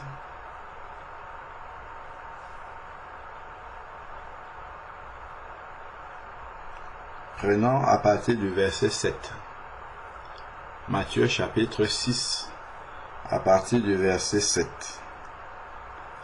En priant, ne multipliez pas de vaines paroles, comme les païens qui s'imaginent qu'à force de paroles, ils seront exaucés. Donc, l'exaucement, ce n'est pas à la quantité de paroles, même si le Seigneur a dit prier sans cesse. Ce n'est pas à la quantité de paroles que nous aurons élevé vers lui que nous serons exaucés, mais à la foi que nous attachons au peu de paroles que nous disons au Seigneur. Donc, en partant le matin, tel que le frère était en train de dire, si j'ai prié pour mes collègues, si j'ai prié pour la santé de mes collègues, si j'ai prié pour toute situation dangereuse qui peut arriver au travail, ainsi de suite, tout ça là, c'est dans ces paroles-là que j'ai déjà prononcé, les peu de paroles. Regardons maintenant le verset qui suit. Il dit, ne leur ressemblez pas, car votre Père sait de quoi vous avez besoin. Avant que vous lui demandiez. Donc si tu regardes un collègue qui est en train de souffrir et que dans ton cœur tu es rempli d'amour déjà pour lui, Dieu sait ce que tu veux pour lui. Il sait que tu veux qu'il soit rétabli. Ce n'est pas parce que tu vas commencer à parler devant Dieu que Dieu va faire quelque chose. Si tu as prié déjà le matin en partant, tu as prié pour tes collègues, quand tu regardes Dieu, Dieu voit la compassion qu'il y a dans ton cœur. Cette compassion-là est déjà, elle monte déjà vers le Seigneur. Donc, si tu n'es pas dans la capacité, l'environnement, parce qu'effectivement, tu es lié par le contrat aussi, hein, le frère le disait. Il faut pas qu'on oublie ça, que ton oui soit oui. En signant un contrat, c'est oui, c'est devant les hommes, mais c'est devant Dieu aussi. Donc, nous avons signé un contrat dans lequel il y a la laïcité et tout ça. Bon. Souvent, quand nous trouvons le travail, nous disons que c'est Dieu qui nous a donné le travail. Si Dieu nous a donné le travail, c'est qu'il y a cette part-là aussi dedans. Donc, il nous a donné ce travail-là en sachant que, bon, là-bas, on ne veut pas que je couvre la tête. Donc, il n'y aura pas de prière là-bas. Et donc, je vais prier le matin, à ma pause ou entre deux si je peux. Mais je serai obligé de respecter le règlement qu'il y a là-bas. Parce que j'ai signé un contrat avec les hommes et c'est comme ça. Ce n'est pas là-bas que je vais aller dire il vaut mieux obéir à Dieu qu'aux hommes. J'ai signé un contrat. Donc, et ce contrat-là, ou bien, effectivement, on fait comme le frère Georges dit, lorsque je viens négocier mon contrat, je prie déjà avant de dire au Seigneur, bon, je vais aller là-bas pour signer un contrat, je vais leur dire que, ou bien je me voile, ou bien je ne travaille pas pour vous. Au moins, je suis clair. J'arrive là-bas, le jour où je vais amener le voile, personne n'est surpris. Ils savent que moi, dans mon contrat, c'est comme ça. Donc, ici, le Seigneur, il sait bien que nous avons... voilà, que si nous attachons la foi à ces paroles que nous lui avons adressées, il sait dans notre cœur ce que nous désirons, juste dans une circonstance que nous allons traverser, là dans la journée, devant la circonstance, le Seigneur sait bien ce que nous désirons par rapport à cela. Donc, moi j'ai une question, ou en tout cas une interrogation. Et ma question ou mon interrogation, en fonction de la croissance que nous avons dans la foi, parce que justement, le frère parlait de la foi tout à l'heure.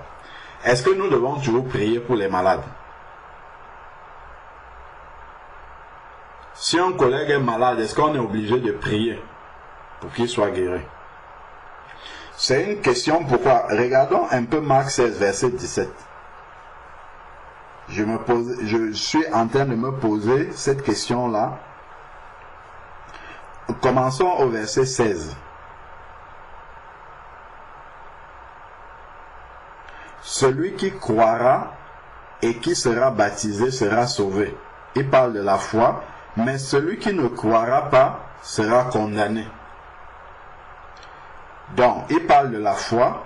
Et ensuite, maintenant, il dit, voici les signes qui accompagneront ceux qui auront cru, donc ceux qui auront la foi.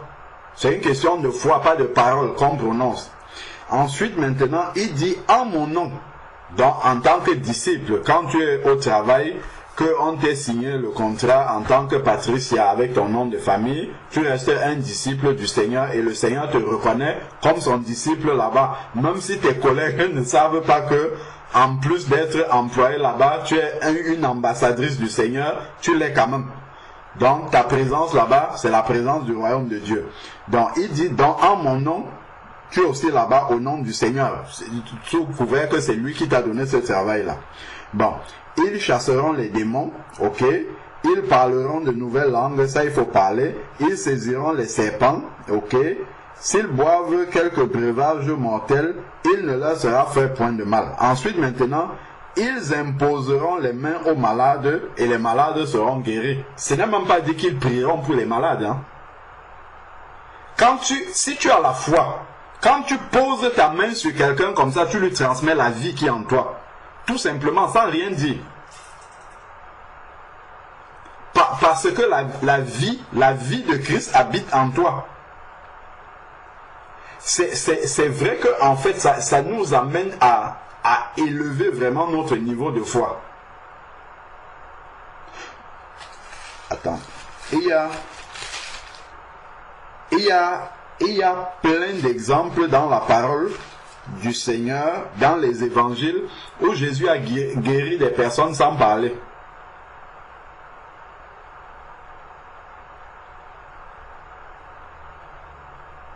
Jésus vient et tout touche juste la main de quelqu'un qui est malade comme ça, et la personne est guérie. Il vient, il voit un aveugle, il pose ses mains comme ça, et la personne est guérie. Parce que la vie est en lui, ça coule. Et c'est juste une question de foi.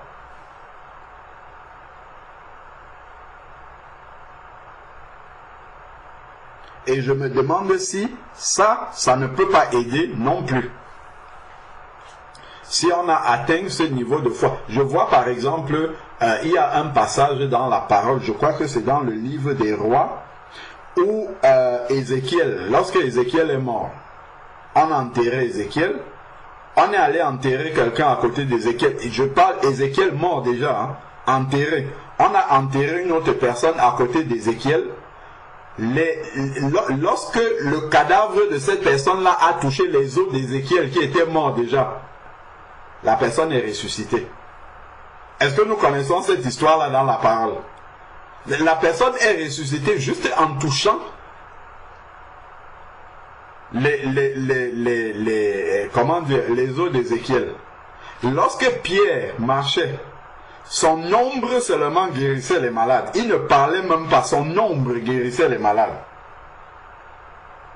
Paul, le mouchoir de Paul guérissait les malades. Prions, moi le premier, hein, vraiment moi le premier, prions pour arriver à ce stade-là. Que lorsque nous arrivons simplement le matin, comme nous avons l'habitude de faire les bisous à nos collègues là, en faisant juste les bisous, nous leur transmettons la vie déjà. S'ils sont malades, ils sont guéris comme ça au fur et à mesure que nous les saluons. Si c'est la poignée de main, par notre poignée de main, ils reçoivent la guérison directement. Juste ça.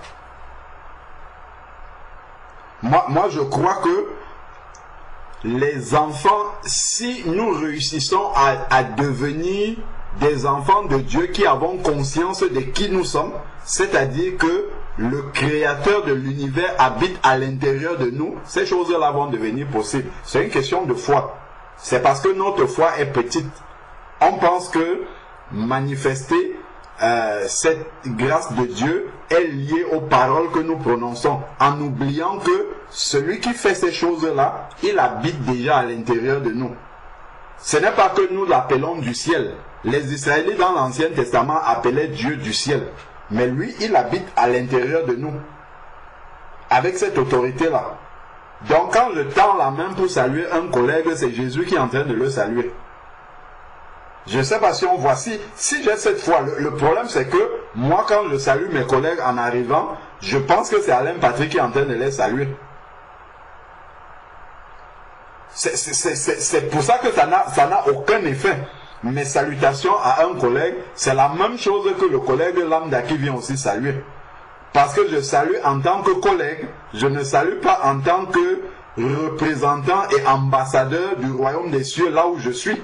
Si j'avais cette conscience-là en le saluant, que quand je serre sa main comme ça, c'est Jésus-Christ. C'est Jésus-Christ qui est en train de serrer la main à cette personne-là, mais les miracles commenceraient à s'accomplir. C'est-à-dire que quand tu finis de saluer un collègue comme ça, c'est même lui qui va te dire « Hey, j'étais malade, on dirait que ma fièvre est partie.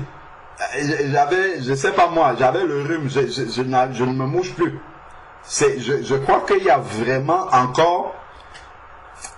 Que Dieu soit même béni. Que Dieu soit béni. Parce que je crois que toutes les circonstances là où on n'arrive pas à prier, c'est parce que Dieu veut qu'on élève notre niveau de foi. C'est pour nous amener à élever notre niveau de foi. Parce que ces circonstances-là, effectivement, vont nous amener à travailler encore davantage la foi. Pour arriver à ce niveau-là. Pas pour les sœurs seulement, mais même pour nous les frères, en commençant par nous, d'abord. Donc, voilà encore une autre perspective qui m'est venue à l'esprit en lisant ce verset. C'est que la vie est en nous. Et cette vie-là, elle coule au travers de nous. Le Seigneur demande d'imposer. S'il demande de poser la main sur les malades, c'est parce que en posant la main, on leur communique quelque chose.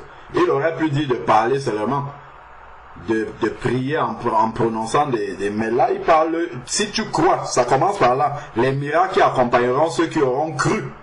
Donc ça demande la foi.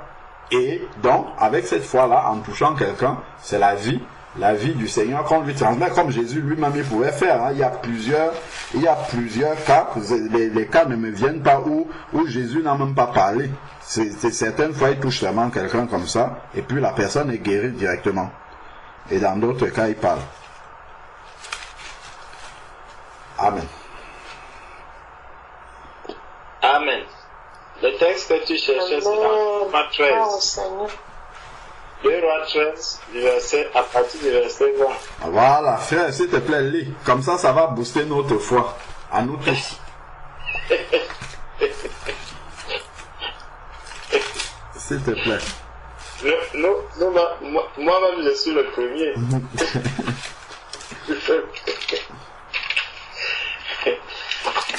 Que Dieu nous vienne en aide. Amen. Donc, 2 Rois, chapitre 13, à partir du verset 20. Bon, prenons à partir du verset 18. Élisée dit encore, prends les flèches, et il les prit. Élisée dit au roi d'Israël, frappe contre terre, et il frappa 3 fois, et s'arrêta. L'homme de Dieu s'irrita contre lui et dit, il fallait frapper 5 ou 6 fois, alors tu aurais battu les Syriens jusqu'à leur extermination. Maintenant, tu les battras 3 fois. Élisée mourut et on l'enterra. L'année suivante, les troupes de Moabites pénétrèrent dans le pays, et comme on enterrait un homme, voici on aperçut une de ces troupes, et l'on jeta l'homme dans le sépulcre d'Élisée. L'homme alla toucher les os d'Élisée, et il reprit vie, et se leva sur ses pieds. Gloire à Dieu. Les os d'un enfant de Dieu. Amen. Et Élisée, Christ n'habitait pas à l'intérieur d'Élisée. Hein? C'est pour ça que le Seigneur dit que le plus petit dans le royaume des cieux est plus grand que Jean-Baptiste. Christ n'habitait pas en Élisée. L'Esprit de Dieu venait seulement de temps en temps sur les prophètes et ils agissaient. Là, on parle de quelqu'un en qui Christ n'habitait pas. Et nous avons Christ qui habite en nous. La sœur Florence a vraiment ouvert un boulevard. Notre problème, c'est la foi. C'est là le cœur vraiment de notre problème. C'est pour ça que nous raisonnons. Nous disons, dans tel circonstance, sous ma douche, je ne peux pas, au travail. C'est un problème en fait, ça présente notre incrédulité sur beaucoup de facettes, en fait. Je crois, c'est vraiment sur beaucoup de facettes, et vraiment que le Seigneur nous aide à croire ce qu'il a fait à la croix. Amen. Amen. Amen. Gloire à Dieu. Merci. Merci beaucoup. Amen. Amen. La sœur Francine. Amen. Père éternel, Dieu tout-puissant, éternel de gloire, éternel des armées, toi qui nous aimes, ô Dieu, pour nous réprimander, pour nous reprendre, pour nous enseigner et pour nous convaincre de péché. Père, nous te prions de nous pardonner à chaque fois que nous nous sommes égarés, loin de ton obéissance, loin de ce qui plaisait à ton cœur, à chaque fois, Éternel, où nous n'avons pas fait ce qui t'est agréable. Et nous te prions, Père, dans le sang précieux de ton agneau, de nous purifier de ce péché, afin que notre communion avec toi puisse être rétablie en esprit et en vérité. Père très saint, merci infiniment de nous donner ce don d'augmenter en nous ce don de foi éternelle, afin que nous te soyons agréables, car tu as dit, à la fin des temps, est-ce que tu trouveras encore de la foi? Merci de nous fortifier en cela, Père. Merci de nous bénir, merci de nous aider. Et aide-nous, Éternel, à ne pas tomber dans les ruses de l'ennemi, et convainc-nous, Éternel, dans tout ce qui est bon pour toi. Tu as dit que tu nous envoyais le Saint-Esprit qui nous enseignerait toutes choses. Nous avons confiance en toi, Père. Merci infiniment. Au nom précieux de ton Fils Jésus-Christ. Amen. Amen. Amen. Amen.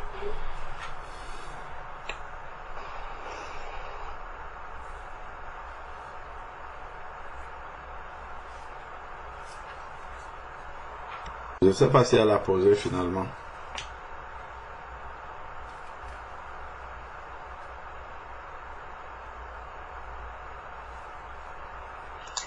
Non, frère, j'ai pu poser ma question. En fait, ce qui m'a été ajouté, en fait. C'est parce qu'en fait, j'ai pas envie de revenir sur la même chose. Je crois qu'on a déjà parlé, en fait, suffisamment. Mais... Tu as eu ta réponse? Je vais pas mentir, non, frère. Parce que, en fait, le port du foulard, pour moi, en fait, même avant que je sois née de nouveau, en fait, n'a été institué par ma mère, et donc ça a été vraiment une acceptance pour moi. Et en fait, mardi, j'étais au travail, et en fait, j'ai un patient, j'étais en charge de ce patient. Donc, en fait, quand le me dit que le patient mourait, je prie toujours pour mes patients avant de sortir. On m'a dit qu'il mourrait, et on m'a dit qu'on a changé tous les antibiotiques, ça ne marche pas. On m'a dit que tous ces soins liés au service palliatif, ça ne marchait pas. Et en fait, j'ai éprouvé vraiment trop de compassion parce que en fait, sa femme était enceinte et elle avait un enfant d'1 an et demi aussi. Donc en fait, je suis allée dans sa chambre. Et quand je suis allée dans sa chambre en fait est la plus proche et elle est collée à celle du manager.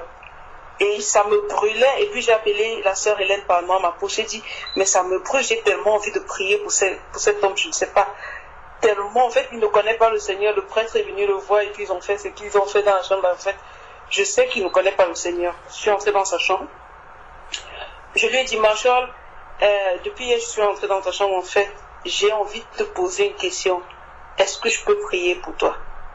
Et franchement, je sais que tu peux dire non, parce que en fait, c'est la loi ici. Oh, tu peux dire non, mais vraiment, j'ai eu cette envie de prier pour toi. Il m'a regardé, il a souri, il a dit, j'ai vraiment envie qu'on prie pour moi. Je n'avais pas de foulard, et il fallait que je prie. Et la porte ne pouvait même pas se fermer. Donc, en fait, j'ai bloqué la porte, et j'ai prié pour lui. Et en fait, il m'arrive parfois comme ça avec les patients, en fait, que je les vois seulement pour 2-3 minutes. C'est vrai, il faut toujours avoir le foulard, mais je me demande, c'est pas que je vais aller à l'encontre du Seigneur. Le voir pour moi, je l'aime, j'aime même porter, je porte tellement, ça me dérange pas. Mais c'est en fait dans cette situation-là, quand on a tout parlé, est-ce que j'ai fait mal de le faire? Parce que bon, c'est vrai, je suis rentrée, j'ai encore prié pour lui, parce que c'est ce que je lui ai dit à la fin de journée. Quand je vais rentrer à la maison, que poser, je vais encore plus prier pour toi. Mais à ce moment-là, j'ai vraiment eu envie de parler, parce qu'en fait, on lui a demandé, il avait 2 choix, il a dit qu'il préfère rentrer, mourir à l'hospice, parce qu'il ne veut pas mourir près de sa femme. En fait, ça m'a fait vraiment mal. Je ne sais pas, en fait. Donc, en fait, toutes les explications qu'on a données, j'ai compris alors que ma bonne dose de prière sera le matin, en fait, pour tous mes patients directement. Et ça me paraît un peu difficile, parce que j'ai toujours rempli de compassion pour ceux qui sont toujours très proches de moi. En fait, je me trouve toujours contraire dans ces situations, et souvent dans les situations d'intimité que je suis avec eux, c'est du genre, je leur demande là, et s'ils disent oui, je prie pour eux. Je ne sais pas, en fait, je crois que je sais plus, en fait, je vais penser à tout ce que vous nous avez exhorté, et je vais aussi demander au Seigneur. C'était un peu compliqué pour moi, franchement. Je ne savais pas quoi faire.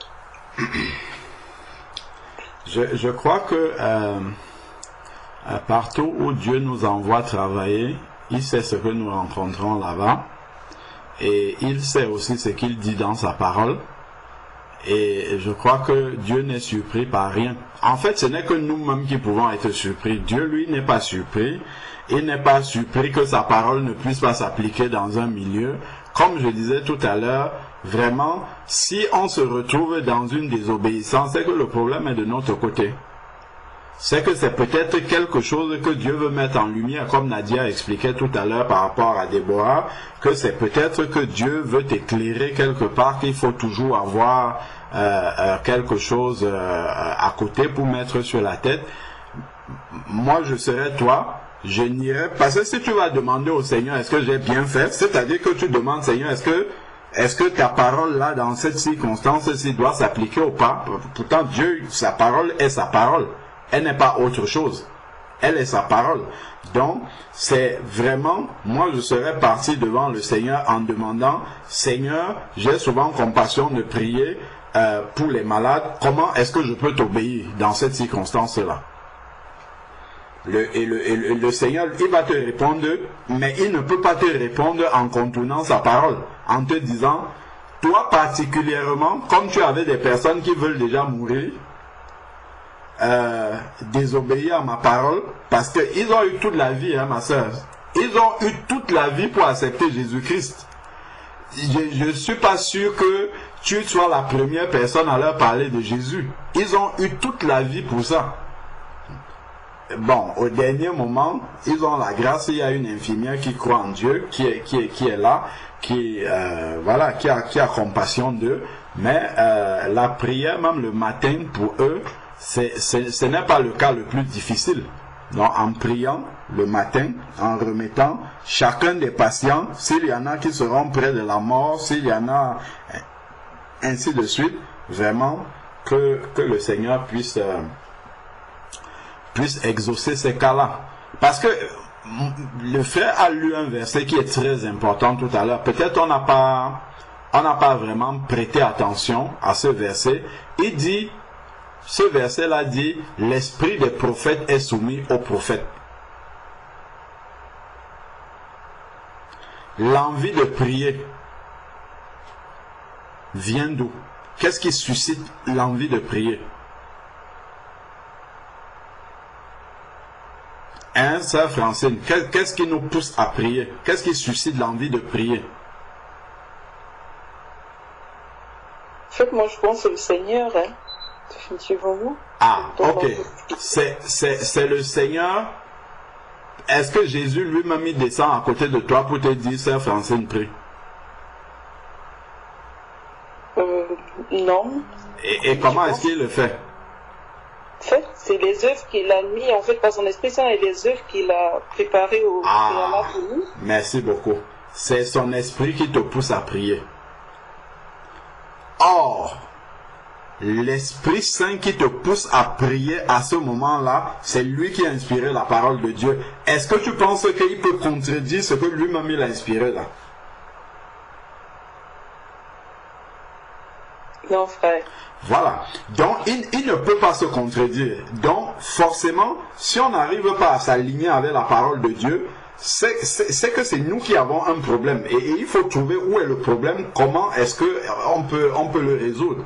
Donc, en fait, c'est qu'on prend le problème d'une manière... Ah non, si j'ai été coincé dans cette situation-là, c'est que forcément, au niveau de la parole de Dieu, on peut quand même faire une entorse. Alors que non. Si la parole de Dieu fait une entorse, ça veut dire que le Saint-Esprit qui a inspiré cette parole, lui aussi, il inspire la désobéissance. Tu vois, et ça fait désordre en fait. Ça fait que Dieu n'est plus un Dieu d'ordre, et le frère avait lu ça aussi tout à l'heure. Donc si nous partons déjà du fait que l'esprit des prophètes est soumis aux prophètes, le Saint-Esprit a inspiré quelque chose. S'il inspire la prière, ça veut dire qu'elle peut être mise en pratique, dans l'obéissance à la parole de Dieu. Ça veut dire, et que Dieu est un Dieu d'ordre. Donc, nécessairement, ça veut dire que je peux pouvoir vraiment être pleinement dans la volonté du Seigneur, sans avoir à désobéir. Mais le Seigneur peut, enfin, le Seigneur même pas peut, le Seigneur va te montrer comment est-ce qu'il faut faire. Mais si dans ton cœur tu as déjà admis que, bon, de toute manière, là il n'y a pas le choix, ils sont en train de mourir, il faut absolument que je prie pour eux, et puis de toute manière, Dieu va accepter ça, qu'il le veuille ou pas, il doit seulement accepter parce que je n'ai pas le choix. Dieu, en même temps, le Saint-Esprit ne nous force pas, hein. Tu vois, il va nous laisser libres de le faire. D'ailleurs, et puis les résultats même, j'entendais tout à l'heure, ah j'ai prié, tel a été guéri. Les résultats ne garantissent pas que on est dans la volonté de Dieu. Hein. Je crois que nous devons connaître beaucoup de femmes qui ont des ministères de puissance, qui prient pour les malades, qui prient pour beaucoup sans foulard, qui prophétisent la vérité et ça s'accomplit. Au nom de Jésus, et guérissent les malades et font beaucoup de choses sans foulard, ça s'accomplit. Mais est-ce que c'est alors la volonté de Dieu maintenant qu'elle fasse ça? Non. Non, frère. Pourquoi? Parce que Dieu est bon. Nous avons lu là que, avant même de demander quelque chose au Seigneur, il sait ce que nous désirons et Dieu est tellement bon que parce que Dieu veut absolument guérir un malade, même si une femme vient pour prier au nom de Jésus, sans foulard, pour guérir un malade, parce qu'il s'agit de chasser les œuvres des ténèbres dans la vie de cette personne, Dieu peut guérir ce malade, sans problème, sans remettre en question, parce que tu n'as pas mis le foulard. Il va guérir par compassion pour le malade. Mais, toi qui as fait ça, au dernier jour, il va revenir, c'est bien, c'est une bonne œuvre que tu as faite. C'est un peu comme, il y a un frère qui m'avait donné cet exemple-là une fois. Il dit, si tu remportes, il avait pris un combat de judo et que ton kimono n'était pas réglementaire, ben, la victoire, elle sera annulée. Le Seigneur dit bien que l'athlète qui est couronné, c'est celui qui combat selon les règles. Donc à la fin, elle aura, c'est comme la femme qui prêche. Je crois qu'il y a beaucoup de femmes qui prêchent, qui amènent énormément d'âmes au Seigneur. Il y a beaucoup de femmes pasteurs qui amènent des âmes beaucoup au Seigneur. Ce n'est pas parce que c'est une femme que les âmes là ne sont pas les âmes du Seigneur ou bien ne sont pas converties.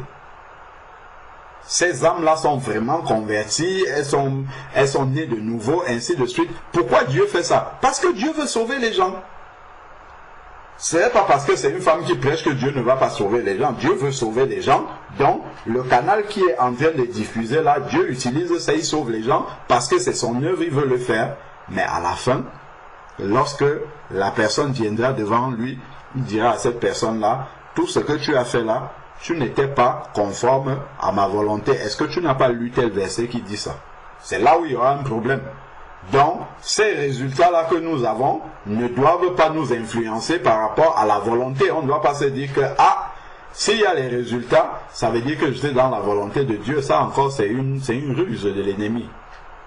Voyons. Donc, il faut qu'on soit sage par rapport à ça et que nous puissions vraiment rechercher la volonté. Si le Seigneur voit que tu pries pour les patients tous les jours, Dieu va agir d'une manière même que toi tu ne vas même pas tu ne vas pas en revenir de la manière dont Dieu va agir. Tu peux aller juste soigner un patient ou bien juste faire, je sais pas moi, faire une transmission dans sa chambre, juste ta présence, juste le sourire que tu vas lui faire. Juste quand tu vas lui dire, monsieur, comment vous allez? Juste ça va lui communiquer la vie. Il y a beaucoup de choses qu'on peut faire vraiment par la foi. Hein. Beaucoup, énormément. C'est simplement parce que on a un mécanisme qui est religieux en nous. Bon, c'est en multipliant les paroles, c'est forcément par la parole que ça va arriver. Il faut absolument que je prie à cet instant-là, t'es tout de suite là. C'est là que Dieu... Tout ce que nous rencontrons dans la journée là, Dieu le savait déjà avant. Il savait déjà de la première seconde à laquelle nous nous sommes levés jusqu'à la dernière seconde où nous serons éveillés dans la journée. Dieu sait tout ce qui va arriver. Et notre prière d'avance, même si, puisque on a dit tout à l'heure que c'est l'Esprit de Dieu qui inspire la prière, l'Esprit de Dieu, lui, connaît l'avenir. C'est écrit dans Jean 14. Il vous conduira dans toute la vérité et vous annoncera les choses à venir. Donc, le Saint-Esprit connaît les choses à venir. Dans notre journée, le Saint-Esprit la connaît. Donc, en priant, le matin, il inspire notre prière et il sait ce qui va se passer dans la journée. C'est parce que nous n'avons pas suffisamment, comme le frère disait, nous tous, hein, je ne m'exclus pas dedans, nous n'avons pas suffisamment confiance au Saint-Esprit qui nous inspire ces prières-là, ou bien nous le faisons rapidement, enfin en tout cas sans vraiment prêter attention, nous n'avons pas suffisamment confiance à ce Saint-Esprit qui sait tout ce qui adviendra dans la journée pour pouvoir lui confier toutes choses et le voir simplement à l'œuvre lorsqu'il sera en train d'agir. Donc je crois que ces cas-là ne sont pas exceptionnels. Soit la chair peut aussi nous pousser, hein. La chair peut aussi nous inspirer à prier. La chair peut vouloir prier parce que le frère l'a donné l'exemple tout à l'heure. Donc quand on voit, bon, il y a une compassion qui est là, et voilà, parce qu'on voit la chair souffrir et tout, on se dit que il faut faire quelque chose. Alors que tout se passe en esprit. C'est vraiment en esprit que les choses se passent. Or, si la prière a déjà été faite, elle peut entrer maintenant dans l'exaucement au moment où nous passons à côté de ce malade-là sans avoir besoin de forcément prononcer des paroles. Amen. Amen. Amen. Gloire au Seigneur. Amen. Amen. Amen.